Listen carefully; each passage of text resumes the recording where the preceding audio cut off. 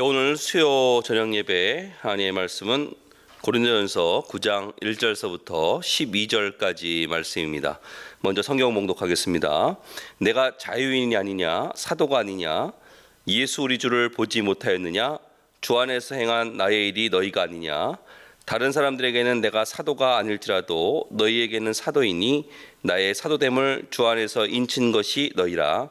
나를 비판하는 자들에게 변명할 것이 이것이니 우리가 먹고 마실 권리가 없겠느냐 우리가 다른 사도들과 주의 형제들과 게바와 같이 믿음에 자매된 아내를 데리고 다닐 권리가 없겠느냐 어찌 나와 바나바만 일하지 아니할 권리가 없겠느냐 누가 자기 비용으로 군 복무를 하겠느냐 누가 포도를 심고 그 열매를 먹지 않겠느냐 누가 양떼를 기르고 그 양떼의 젖을 먹지 않겠느냐 내가 사람의 예대로 이것을 말하느냐 율법도 이것을 말하지 아니하느냐 모세의 율법에 곡식을 밟아 떠는 소에게 망을 씌우지 말라 기록하였으니 하나님께서 어찌 소들을 위하여 염려하심이냐 오로지 우리를 위하여 말씀하심이 아니냐 과연 우리를 위하여 기록된 것이니 밭 가는 자는 소망을 가지고 갈며 곡식 떠는 자는 함께 얻을 소망을 가지고 떠는 것이라. 우리가 너희에게 신령한 것을 뿌렸은즉 너희의 육적인 것을 거두기로 과하다 하겠느냐 다른 이들도 너희에게 이런 권리를 가졌거든 하물며 우리일까 보냐. 그러나 우리가 이 권리를 쓰지 아니하고 범사에 참는 것은 그리스도의 복음에 아무 장애가 없게 하려 함이로다. 아멘. 오늘은 작은 섭섭함 때문에 관계를 깨트리지 말라.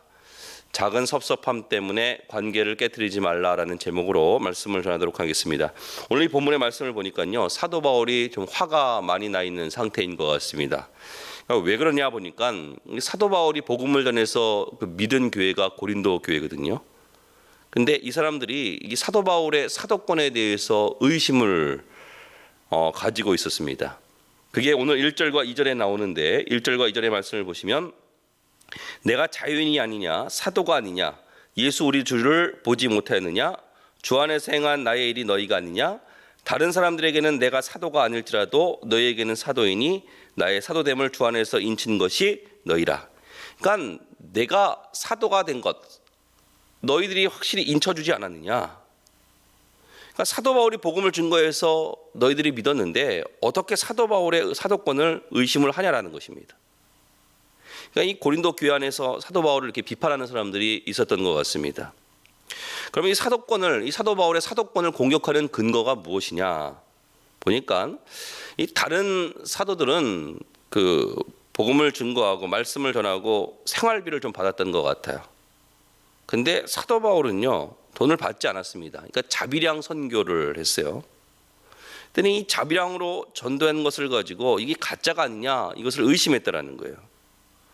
여기에 대해서 사도 바울이 뭐라고 변론하고 있냐면은 4절서부터 7절까지 말씀을 보면은 우리가 먹고 마실 권리가 없겠느냐 우리가 다른 사도들과 주의 형제들과 게바와 같이 믿음에 자매된 아내를 데리고 다닐 권리가 없겠느냐 어찌 나와 바나바만 일하지 아니할 권리가 없겠느냐 누가 자기 비용으로 군 복무를 하겠느냐 누가 포도를 심고 그 열매를 먹지 않겠느냐 누가 양떼를 기르고 그 양떼의 젖을 먹지 않겠느냐.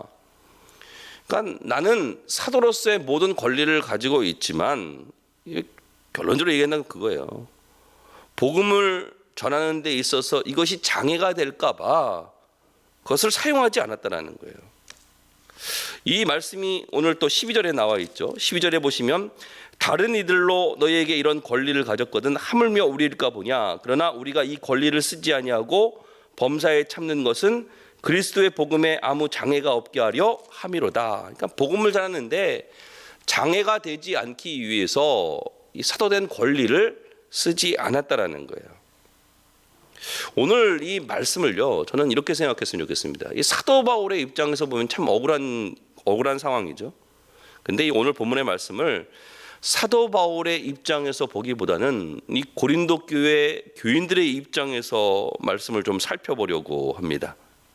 이 고린도 교회에서 보면요, 이 사도 바울은 굉장히 고마운 존재입니다. 영적인 아버지 같은 존재입니다. 근데 좀 사도 바울이 싫어졌다고 해서 사도 바울을 공격하고 매도하는 것, 이거 옳지 않다라는 것입니다. 여러분, 우리도 살다 보면요, 우리에게 참 고마운 존재들이 많이 있습니다. 근데 작은 섭섭함 때문에 관계를 깨트리는 사람들이 있다라는 거예요. 이거 다 어리석은 일입니다. 그럼 오늘은 이런 작은 섭섭함 때문에 관계를 깨지 않고 좋은 관계를 유지하는 길이 무엇인지 이것을 두 가지로 살펴보도록 하겠습니다. 첫 번째는요, 고마운 사람이 소중히 여기는 것을 인정하라는 것입니다. 그러니까 나에게 고마운 사람, 그 사람이 가치 있다라고 생각하는 것들이 있거든요. 소중히 여기는 것이 있거든요. 그것을 인정하라는 것입니다. 사도 바울에게 있어서 사도 바울이 소중히 여기는 것이 무엇이죠? 예수 그리스도의 복음을 증거하는 것 아닙니까? 그러니까 복음을 증거하는 데 있어서 사도 바울의 권리, 이 사도의 권리를 사용하지 않았어요. 혹 장애가 될까 봐. 근데 오히려 그것을 가지고 지금 고린도 교회에서 공격을 하고 있다라는 거예요. 자기를 희생했는데, 자기를 부인하고 희생했는데 오히려 그것을 공격하고 있다는 것입니다. 그러니까 사도 바울이 소중히 여기는 것을 지금 무시하고 있죠. 인정하지 않는 것이죠. 그러니까 화가 나죠. 여러분, 우리가 좋은 관계를 유지하기 위해서는요, 우리가 만나는 좋은 관계를 유지하기 위해서는 그 사람과 그 사람이 소중하게 생각하는 것을 무시하면 안 됩니다. 소설가 박민규 씨가 있습니다. 이분이 이런 말을 했습니다. 세상을 망친 사람들이 누구냐? 그러면서 하는 얘기가 지나친 신념을 가진 완벽주의자들이라는 거예요. 이 사람들은요, 특징이 뭐냐면 자신의 신념 때문에 온갖 다툼을 다 일으켜요. 자신의 완벽함을 위해서 다른 사람들을 희생해요. 여러분, 이거는 출발 자체가 잘못된 것입니다. 의인은 없나니 하나도 없다. 이것이 성경의 선언이거든요. 모든 사람들은 죄인입니다. 어떻게 사람이 완벽할 수 있습니까? 완벽할 수 없어요.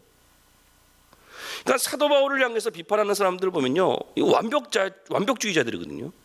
근데 이 사람들의 특징은 뭐냐면 자기가 세워놓은 기준, 자기도 그렇게 따라가지 못해요.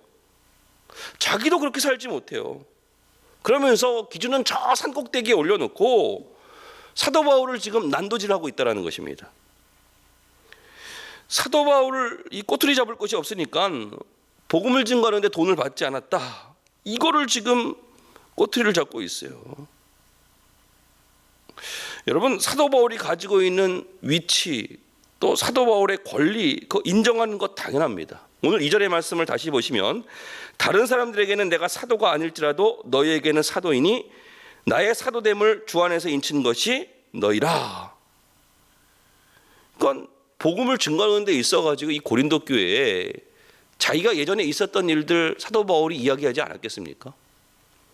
담에색 도상에서 예수님을 만난 것들 다 이야기했겠죠. 예수님께서 사도 바울에 대해서 확실하게 말씀해 주셨잖아요. 아나니아를 통해서 사도행전 9장 15절의 말씀을 보시면 주께서 이르시되 가라. 이 사람은 내 이름을 이방인과 임금들과 이스라엘 자손들에게 전하기 위하여 택한 나의 그릇이다. 이방인들을 위해 택한 나의 그릇이다. 예수님께서 분명히 말씀해 주셨는데 지금 이 고린도 교회에서 이것을 인정하지 않는 거예요. 여러분, 인간관계에서 자꾸만 우리가 만날 때마다 그 사람들에게 감동을 줘야 되는데 분노를 일으키는 사람들이 있습니다. 그 사람의 권리, 그 사람이 소중히 여기는 것들을 인정하지 않는 거예요. 그럼 반면에 감동을 일으키는 방법은 무엇이죠? 그 사람이 소중하게 여기는 것을 이야기하고 인정하는 거예요. 그러기 위해서는 그 사람을 관찰하고 또 배려해 줘야 됩니다. 어떤 사람이든지 두세 번 만나면요, 그 사람이 소중히 여기는 것을 알 수 있어요. 그럼 그것을 인정해 주면 된다라는 거예요. 제가 예전에 청년 때 일입니다. 저희 그 3년 선배 청년부에서 그 두 분이 결혼을 했어요. 신혼집에 놀러 갔습니다. 예전에는요, 이 결혼한 집에 놀러 가면요, 레파토리가 있어요. 그게 뭐냐면은 사진첩을 보여주고 또 결혼식 때 찍은 그 비디오를 같이 봅니다. 근데 뭐 당사자들은 그렇겠지만 거기 참여한 사람들 중에서, 그 놀러 간 사람들 중에서 그 비디오를 보면서 아무도 재밌어하지 않는 거예요. 뭐 결혼식장 그 안에 들어가 가지고 축하해 주지도 않고 그냥 밥만 먹고 오는 사람들이 거기 가 가지고 그것을 보면서 뭐 즐거워하겠습니까? 근데 그 중에서 어떤 사람은 그것을 보고서 굉장히 즐거워하더라고요. 좋아하고 사진이 잘 나왔다고 얘기하고 비디오가 잘 찍었다고 얘기하고, 그 친구만 나중에 집들이하면서 반찬이 달라지더라고요. 여러분 그 아이를 출산한 집 가도 마찬가지인 것 같아요. 가면요 아이 사진 보여주면서 그 부모 입장에서 이 아이 보라고 뭐 이 아이가 자기 눈 마주쳤다고 또 아빠라고 벌써 하기는 굉장히 빠른 것 같은데 아빠라고 했다고 엄마라고 했다고 보라고. 여러분 제3자의 입장에서 보면요 예쁜 아이도 있지만 그렇지 않은 아이도 있거든요. 그럼에도 불구하고 어떻게 해야 돼요? 세상에서 제일 예쁘다고 얘기해 줘야 돼요. 여러분 아무리 뭐 못난이 같은 아이라도요 뭐 자기 새끼는요 얼마나 이쁘겠습니까? 그러니까 이게 배려거든요. 배려.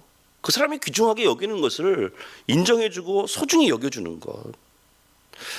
예전에 베트남의 선교사님이 이런 얘기를 하는 것을 들어봤습니다. 베트남에 가면요 베트남 사람들이 제일 존경하는 인물로 호치민을 뽑는다고 합니다. 근데 자기가 그것을 미리 조사를 했대요. 그래서 호치민 이 동상이 있거든요. 그 동상 앞에 가가지고 그 사람은 참 겸손하고 저 사람을 통해 가지고 베트남에 선한 영향력이 많이 끼쳐졌다 인정해주고 그랬더니 그 주위에 있는 사람들이 그렇게 좋아하더래요. 그 사람들과 교류가 되는 거죠. 근데 이것도 모르고 저 동상에 가가지고 이 사람 누구야 이렇게 얘기하면요 얘기가 되지 않겠죠. 성경에도 이런 인물들이 있죠. 바리새인들을 보십시오. 이 바리새인들이 왜 나쁘죠? 상대방을 무시하잖아요. 누가복음 18장에 보면은 이 바리새인의 기도가 나오는데 세례를 비교하고 있어요. 따로 서서 기도했어요. 누가복음 18장 11절의 말씀을 보면은 바리새인은 서서 따로 기도하여 이르되 하나님이여 나는 다른 사람들 곧 토색, 불의, 간음을 하는 자들과 같지 아니하고 이 세리와도 같지 아니함을 감사나이다. 아니 기도를 하는 데 있어가지고 왜 세리를 들먹입니까? 이 깨진 인격이라는 거예요. 그래서 성도는 어떤 존재냐? 다른 사람들 다 부족함들이 보이죠.